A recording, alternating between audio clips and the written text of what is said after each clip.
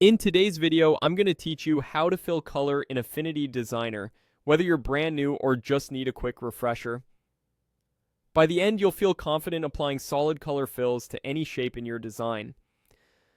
First, open the Affinity app on your computer and load the document you're working on. When the workspace appears, take a moment to look around.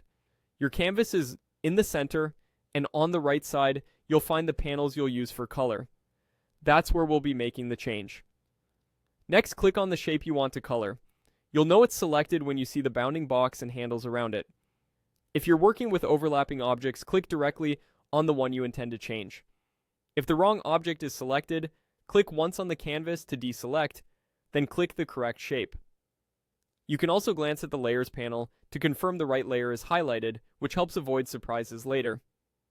Now move your attention to the right side and click on the Color panel.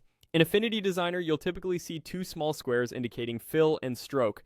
The fill is the solid square, while the stroke is the square with a hollow center or border. Make sure the fill is active before you pick your color. This tells Affinity that you want to change the inside of the shape, not its outline. If the stroke is active by mistake, simply switch to fill with a single click.